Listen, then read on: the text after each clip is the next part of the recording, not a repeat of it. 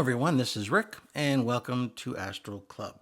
This is an interview with my angel guide. I've been looking forward to this one. Okay, before we get started, let's get into Patreon. If you'd like to support Astral Club, you can certainly do so on Patreon.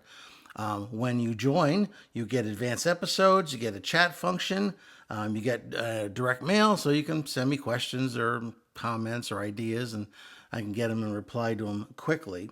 And of course, you support the work here of Astral Club. If you're interested, just go down to the description section and click on the link. Next up, astral projection lessons. If you'd like a lesson to learn how to astral project, be glad to work with you. Work with folks now all over the world. If you're interested, just go down to the description section and ask me for more info. Lastly, I started a new playlist. It's interviews with non-humans. If you'd like to check it out, there's, you may be some you missed.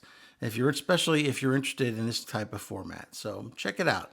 Playlist, interviews with non-humans. Okay, let's get into it. I have wanted to interview my angel guide for a long time, and he's always put me off. He hasn't been receptive. Finally, after my last little adventure, helping out with the whole reptilian thing, he said he would let me interview him. So I said, great. He said, it'd be a nice little short interview, and he'd answer the questions that he could. So I jumped at it. Finally, last night, I was able to get up to him and ask some good questions. So let's see. First of all, when I left my body, and I pretty much aimed for the same ident that I always aimed for my angel. And when I arrived in the boardroom / meeting room that I usually meet him in. The room consists of a wooden conference table, 10 chairs. There was pictures on the wall depicting various upscale urban scenes. In short, it looked like any sensibly furnished Fortune 500 conference room. My angel knows that I was in business for many years, so that type of environment is familiar to me, certainly comfortable. So that's what he picks to have our meetings. He was dressed conservatively, well-tailored business suit, and he was seated at the head of the table. I've asked him from time to time just to kid him. I said, "Is that a tailored suit? Did you get that from London? Could you give me your tailor?" And of course, he usually just gives me a look, and then we move on. But he appeared to me as, the way he usually did, as like a circa 40-year-old Caucasian businessman with short, dark hair. I thought he'd easily fit into any executive suite of any prominent American company today. I took my usual seat in the middle of the table and turned my chair to face him.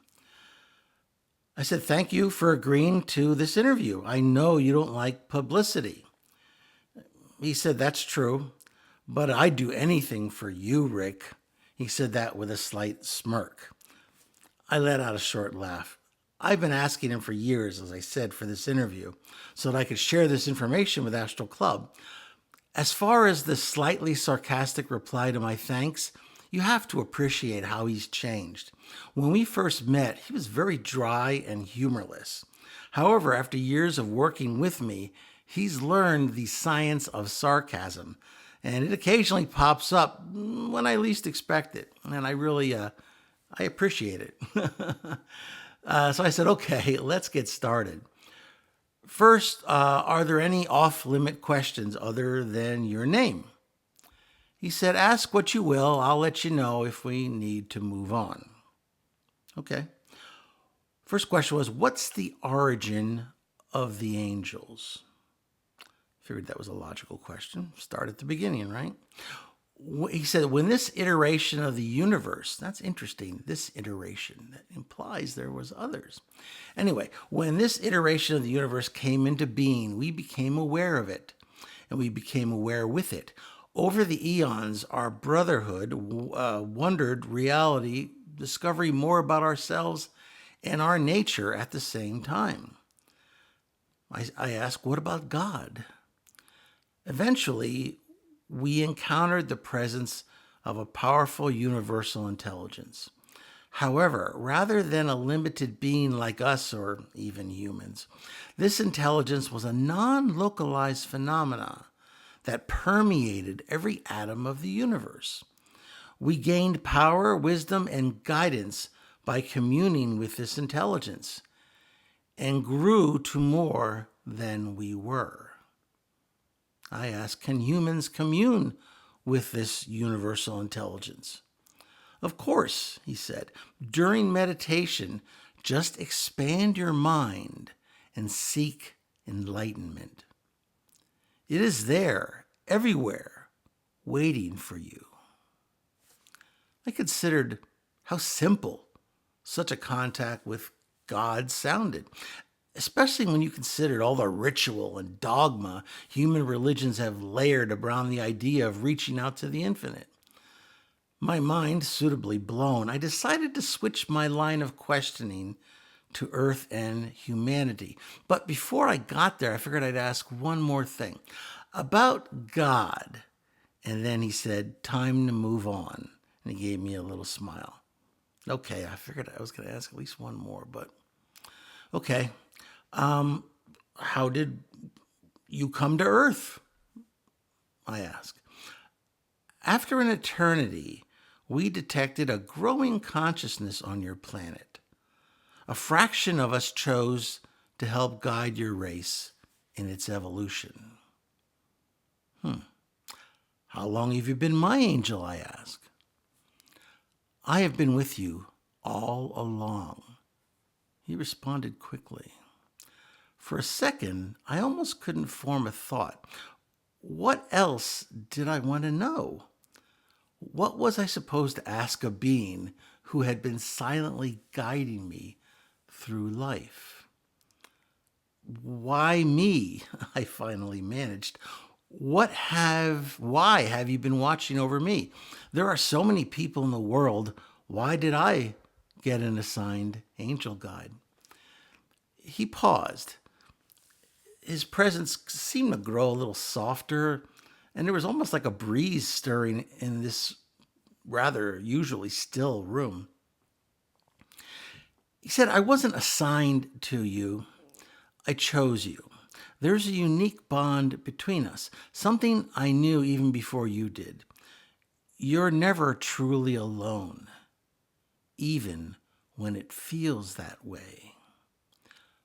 My role isn't to control your life, but to guide, to nudge, to remind you of the strength that lies within you, even when you forget. I let that sink in. And I felt a strange sense of peace just thinking about it. So you've been helping me all along, even when I didn't know it? Yes, he answered. In the quiet moments of doubt, I've been there. In the moments of joy, I've been there. I don't interfere in your choices, but I help clear the fog so you can see your path more clearly. Have you ever regretted choosing me? I asked.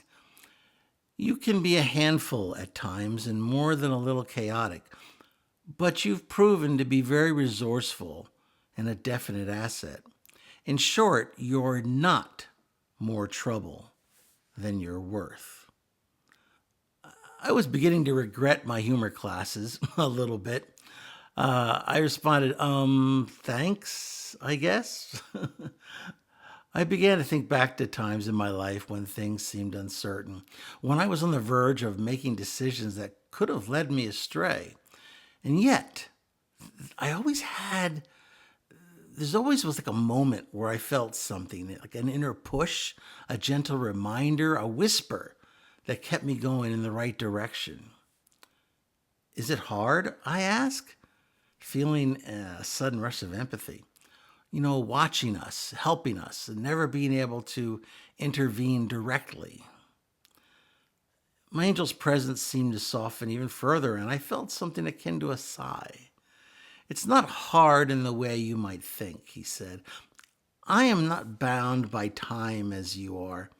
I see your past, your present, and your future all at once. And from that perspective, there is no sense of waiting. There is only the unfolding of your journey. Every choice you make, every moment you live, adds to the beautiful tapestry of your life. I let out a breath that I guess I didn't really have in my astral body, but so nothing is truly random then, I ask? Everything has a purpose? My angel tilted his head slightly as if considering my question. Not everything, no.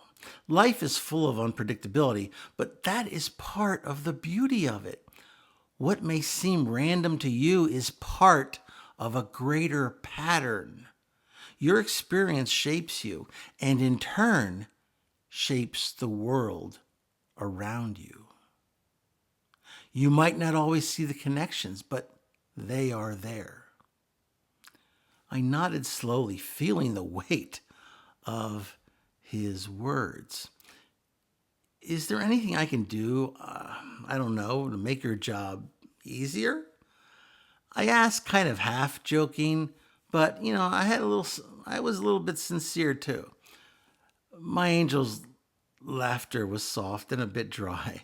He said, your job is to live fully. Trust your intuition, listen to your heart, and know that you are always supported. The path may not always be clear, but that's why I'm here, to help you navigate it. I sat back and absorbed everything that he'd shared with me. It felt like a lifetime of questions had been answered in just a few short moments. Do you ever get tired, I asked? I mean, you've been with me my whole life. Don't you need a break?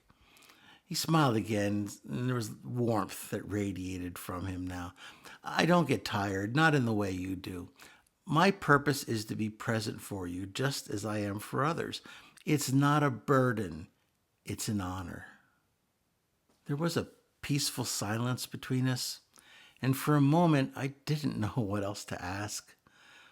There was a comfort in just being there with him. Thank you, I finally said, for everything. You are welcome, my angel replied, his voice full of infinite kindness. And remember, I am always here, even when you cannot see me. You are never alone. And then, as quietly as he normally arrives, he faded from the room, leaving only a lingering sense of peace. After dwelling there for a few moments longer, I returned to my body and jotted all of these very fascinating and meaningful words down.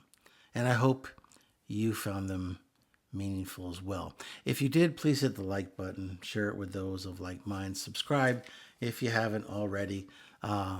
Please, comments and questions.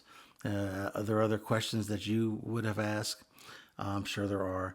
And what do you think about the answers? I'd love to hear your opinion. At any rate, this is Rick, and I will see you on the astral plane.